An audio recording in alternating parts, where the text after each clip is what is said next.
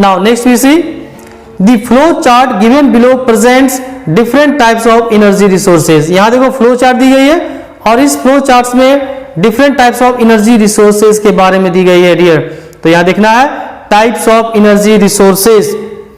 तो यहां देखो दो तरह के एनर्जी रिसोर्सेज होते हैं, एक conventional sources and next one is non conventional sources.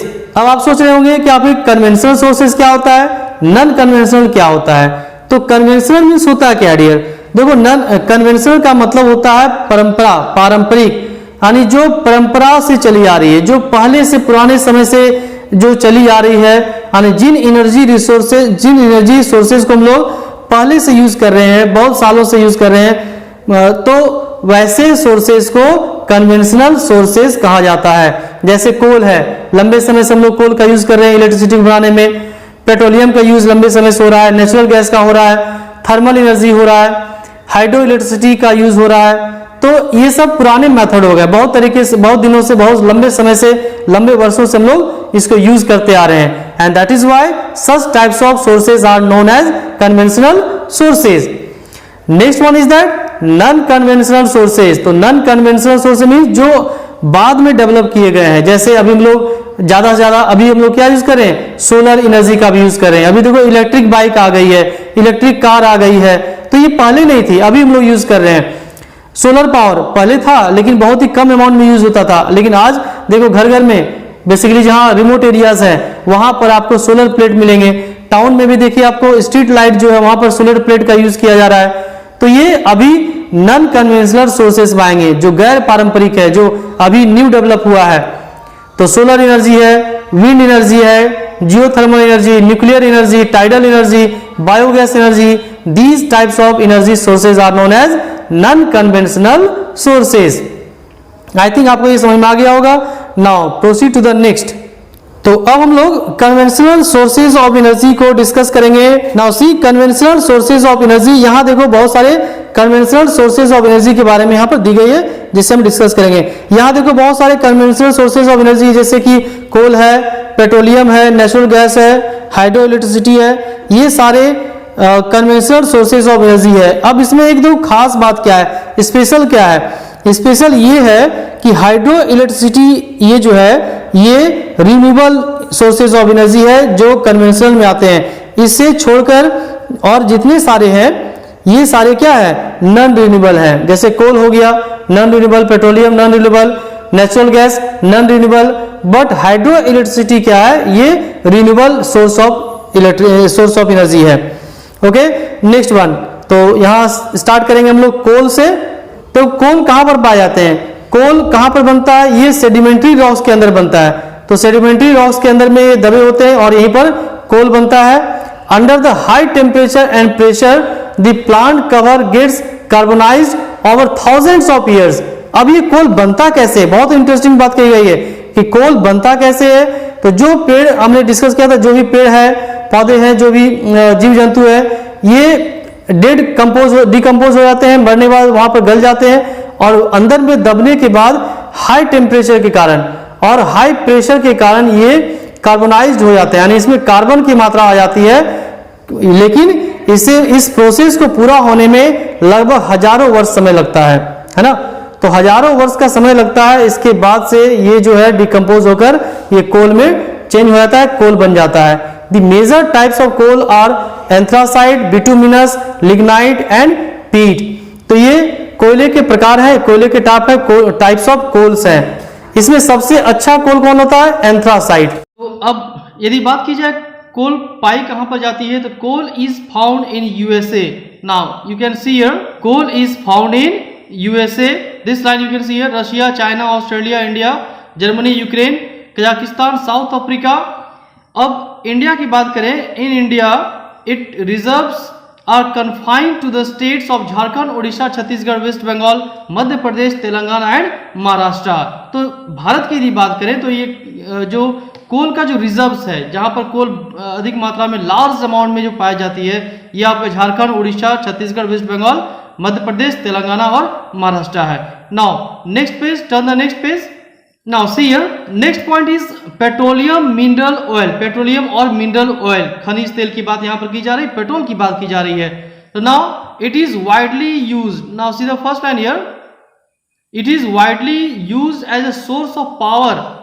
तो बृहद पैमाने पर पेट्रोलियम का यूज पावर के रूप में किया जाता है। And now see here petrol, diesel and kerosene. Petrol, diesel and kerosene oil are the by products of petroleum. यहां देखो डियर, बाई प्रोडक्ट्स, तो यहां बाई प्रोडक्ट्स आपको समझना होगा। बाई प्रोडक्ट्स क्या होता है? तो बाई प्रोडक्ट्स ऑफ पेट्रोलियम और मिनरल ऑयल कौन सा है ये जो आप देख रहे हो पेट्रोल, डीजल, केरोसिन, जो हम लोग यूज करते हैं डिफरेंट डिफरेंट फॉर्म्स में। पेट्रोल का अलग यूज है, डीजल का अलग यूज है, केरोसिन का अलग यूज है। तो ये सारी चीजें कहां से आती है? ये सारी चीजों का जो सोर्स है वो मिनरल ऑयल से ही आता है। मिनरल ऑयल जो है यही इसका सोर्स है। That is why it has been explained here that the by products, ये बाई प्रोडक्ट्स है किसका? मिनरल ऑयल का। तो मिनरल ऑयल से ही सारी चीज को अलग अलग तरीके से रिफाइन करके बनाया जाता है, जिसमें petrol, diesel, kerosene etc। Now अब नेक्स्ट में यहां पर बात की जा रही है कि इसका यूज कहां पर होता है ना। यूज टू, देखो सीयर यूज टू, तो यूज कहां पर होता है? Run machines, generating electricity, produce steam, railway, engine, motor, vehicle, ships, इन सारे प्लेसेस में इसका यूज किया जाता है। Now it for their fuel requirements, तो ये सारी चीजों को चलाने के लिए जो फ्यूल चाहिए, जो ईंधन चाहिए, तो इनकी रिक्वायरमेंट यहीं से पूरी की जाती है, मिनरल ऑयल से ही पूरी की जाती है। Get it? Got my point? And ships etc। तो अब देखो नेक्स्ट में it is used as, see this line, it is used as a lubricant in machines and petrochemicals. तो इसका यूज और कहां पर होता है? लुब्रिकेंट में, लुब्रिकेंट के रूप में मशीन्स में किए जाते हैं और इंडस्ट्रीज में भी इसका यूज होता है। नेक्स्ट देखो प्रिपेयरिंग रबर सिंथेटिक फाइबर्स। तो रबर बनाने में, सिंथेटिक बनाने में, फाइबर्स बनाने में भी इसका यूज किया जाता है। Now next one, see the next paragraph. तो about 60% of the petroleum is obtained from the Middle East. अब यहां पर बात की जा रही है कि आखिर कितने परसेंटेज में कौन कौन सा प्लेस है जहां पर ये मिनरल ऑयल पाए जाते हैं। तो what is given here? About 60% of petroleum is obtained from the Middle east. तो मिडिल ईस्ट से पाए जाते हैं। अब कौन कौन सा एरिया है? तो regions around Black Sea, Caspian Sea, Persian Gulf and Red Sea तो है ही। तो इन एरियाज में पाया जाता है, Black Sea, Caspian Sea and Persian Gulf में। अब देखो नेक्स्ट में one very important statements have been explained here. It can be asked in your exam also कि Red Sea have the largest reserves of petroleum of the world। तो सबसे ज्यादा जो reserve मात्रा में मिनरल ऑयल है ये कहां पर है डियर? ये है आपका रेड सी में है। तो Red Sea have the largest reserves of petroleum in of the world. See the next, see from here the countries with the world's biggest oil reserves are। अब कौन कौन सा ऐसा कंट्री है वर्ल्ड में जहां पर ज्यादा इसका रिजर्व है, जहां ज्यादा मात्रा में लार्ज अमाउंट में पाया जाता है मिनरल ऑयल? तो this is Venezuela, South Arabia, Canada, Iran, Iraq, Kuwait, UAE, Russia, Libya, Nigeria and USA. तो these countries have large amount of mineral oils reserves. And now see the next one, the next paragraph, the petroleum reservoir beneath the North Sea are extracted and used by UK, Germany, Netherlands, Denmark, Norway। तो यहां देखो जो भी reserves हैं, जो भी mineral oil reserve है सी के अंदर में, तो देखो नॉर्थ सी, तो नॉर्थ सी में जो भी मिनरल ऑयल रिजर्व है इसको एक्सट्रैक्ट कौन करते हैं, निकालते कौन है? तो यहां पर एक्सट्रैक्ट करने का काम यूके, जर्मनी, नीदरलैंड, डेनमार्क और नॉर्वे करती है। अब यदि हम बात करें इंडिया की, तो इंडिया में कहां पर मिनरल ऑयल का रिजर्व है, पेट्रोलियम रिजर्व है? तो in India petroleum reserves are found in Assam, Gujarat and off the coast of Maharashtra and also found in the delta region of Godavari and Krishna. तो ये गोदावरी डेल्टा रीजन, कृष्णा और गोदावरी में, महाराष्ट्र में, असम और गुजरात, इन सब प्लेसेस में इंडिया में पाए जाते हैं mineral oil, petroleum. Now see the next, now next जो हमारा एक कन्वेंशनल सोर्स ऑफ एनर्जी है वो क्या है, नेचुरल गैस। तो इसके बारे में हम लोग अभी बात करेंगे। तो natural gas is mostly obtained along with the mineral oil. तो देखो मिनरल ऑयल के साथ में ही नेचुरल गैस को भी एक्सट्रैक्ट किया जाता है, वहां से निकाला जाता है। Now however sometimes exclusive gas resources are also found. अब ऐसी बात नहीं कि मिनरल ऑयल के साथ ही निकाला जाता है, कभी कभी बहुत सारे ऐसे प्लेसेस हैं जहां पर ऑटोमेटिक केवल नेचुरल गैस ही निकलते हैं, ठीक है। तो ये इस तरह से भी एक्सट्रैक्शन होता है। And now it has been explained about the using. तो अब यहाँ बताया गया है कि यूज कहाँ पर होता है। तो now see here it is widely use to run vehicle. तो बेसिकली नेचुरल गैस का यूज कहाँ पर किया था, गाड़ी को चलाने के लिए, व्हीकल चलाने के लिए। आप यदि राजधानी की बात करेंगे तो वहां देखो बहुत सारे जो ऑटोज है, बस तो अभी नहीं है लेकिन ऑटो है, वो नेचुरल गैस से यूज किया जाता है, चलाया जा रहा है। जैसे एग्जांपल में यहाँ दी गई सीएनजी गैस। तो सीएनजी गैस का यूज अभी व्हीकल्स में किया जा रहा है। अब इसे देखो एग्जाम में आपका पूछा जाता है सीएनजी का फुल फॉर्म। तो now you can underline here compressed natural gas. तो सीएनजी का फुल फॉर्म क्या है, कंप्रेस्ड नेचुरल गैस। इसे आप भी अंडरलाइन कर लेंगे। Now throughout the world it is transported by pipelines over great distances. अब यहाँ देखो बताया जा रहा है कि ये जो नेचुरल गैस है इसको दुनिया के अलग अलग हिस्सों में पहुंचाया जाता है। किसके माध्यम से, तो ट्रांसपोर्टेड बाय पाइपलाइंस। तो पाइपलाइंस के द्वारा जैसे वाटर को पहुंचाया जाता है ना, जैसे वाटर वन प्लेस से अनदर प्लेस में ट्रांसफर किया जाता है, सेंड किया जाता है, भेजा जाता है। तो उसी तरह से इस नेचुरल गैस को भी अलग अलग कंट्रीज में थ्रू आउट द पाइप यानी कि पाइपलाइन से भी भेजा जाता है। नाउ नेक्स्ट वन, सीधा नेक्स्ट पैराग्राफ। तो नेचुरल गैस इज फाउंड इन। अब यहां बात की जा रही है कि कहां कहां पाए जाते हैं विश्व में, वर्ल्ड में। तो natural gas is found in Russia, Iran, Qatar, USA, Saudi Arabia, Turkmenistan, UAE, Venezuela and Nigeria. तो ये वर्ल्ड की बात की जा रही है। अब देखो हम भारत की बात करेंगे, इंडिया की बात करेंगे। तो इंडिया में ये कहां पाया जाता है, इंडिया में it is found in Assam and Gujarat, again उसके बाद से आपका Maharashtra and along the east coast in Godavari and Krishna delta region. तो इन प्लेसेस में पाए जाते हैं क्या, mineral oils, sorry natural gas पाए जाते हैं। Now it was completed.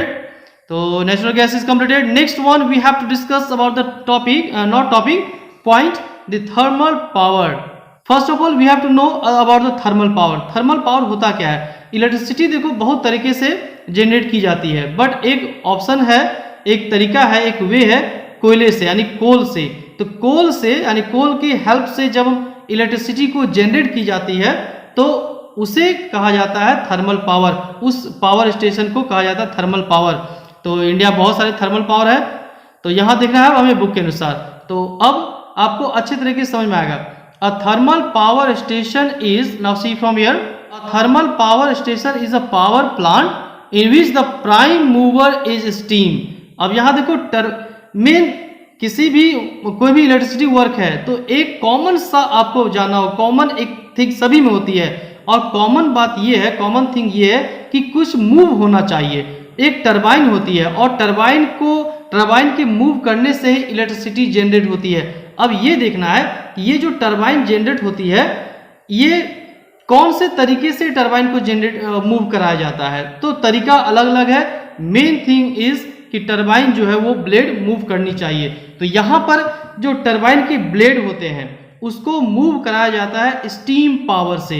तो now come to the point from the book. ये तो आपको मैंने समझा दिया, अब आप बुक से भी समझिए। तो a thermal power station is a power plant in which the prime mover is steam driven. Water on heating turns into steam. Water को गर्म किया जाता है और वो किस में चेंज हो जाता है, कन्वर्ट होता है, वो कन्वर्ट होता है आपका स्टीम में।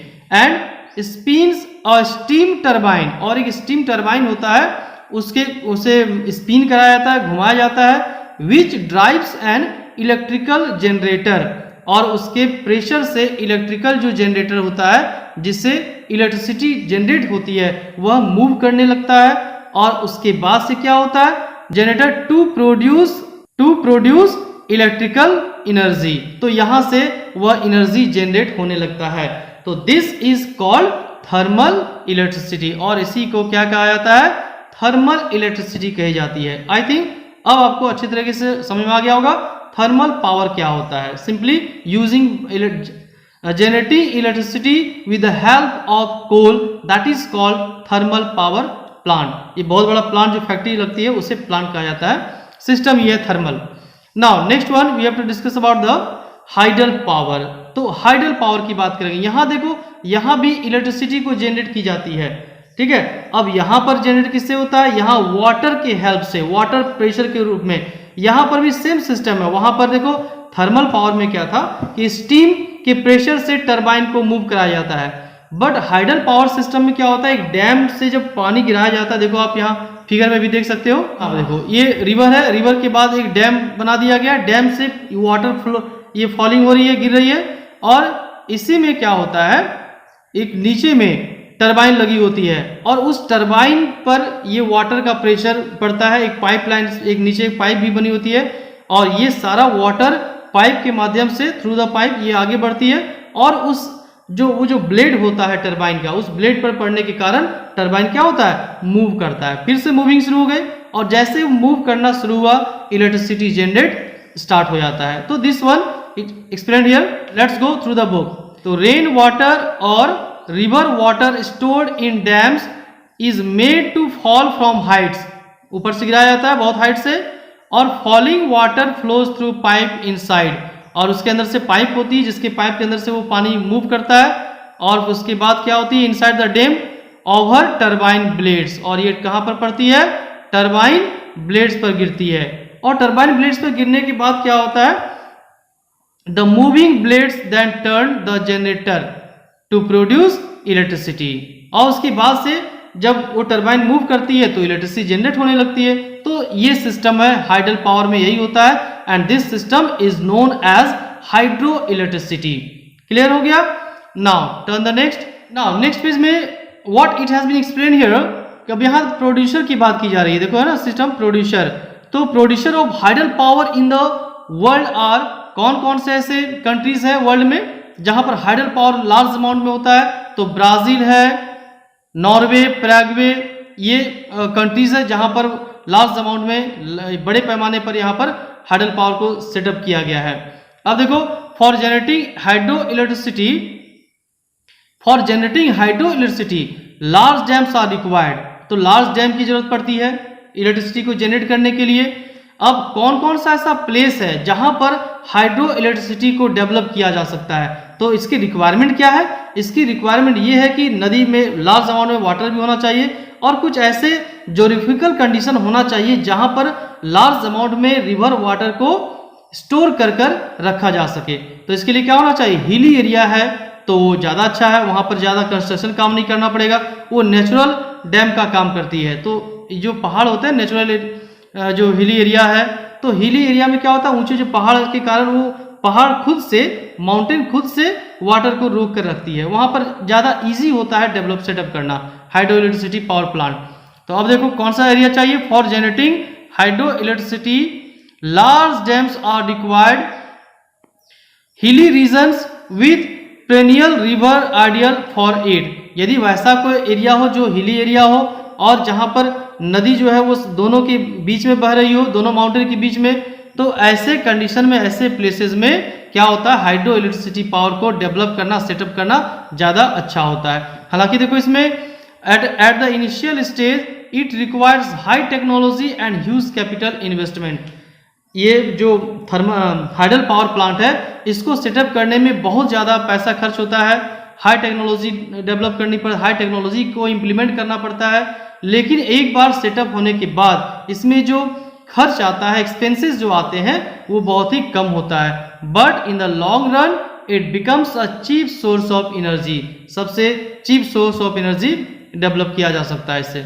ठीक है, now next paragraph, many such countries as Canada, China, India and Japan have developed their water resources to get electricity, तो African countries have a great potential for developing hydro electricity. बस example दी गई है कौन कौन से countries में। Now let's we talk about India, तो हमारे कंट्री, अपने कंट्री की बात करते हैं। अपने कंट्री में कहां पर है, तो India has established several multipurpose river valley projects for generating hydro electricity. तो इंडिया में भी बहुत प्लेसेस में यहाँ पर हाइड्रो इलेक्ट्रिसिटी जनरेट करने के लिए सेटअप किया गया है। तो कहाँ कहाँ प्लेसेस है, विच आर द प्लेसेस, कौन कौन से प्लेसेस है, यहाँ देखो शेयर Bhakra Nangal dam, Hirakud dam, Nagarjuna dam, Nagarjuna Sagar and Sardar Sarovar और सम ऑफ द एग्जाम्पल्स। तो ये कुछ एग्जाम्पल्स है जहां पर हाइडल पावर को सेटअप किया गया इंडिया में। नाउ तो ये हमारा टॉपिक यहां पर कंप्लीट होता है। नेक्स्ट टॉपिक में हम लोग डिस्कस करेंगे कौन सा, तो नेक्स्ट टॉपिक है दिस वन, तो non conventional source of energy next हम लोग डिस्कस करेंगे।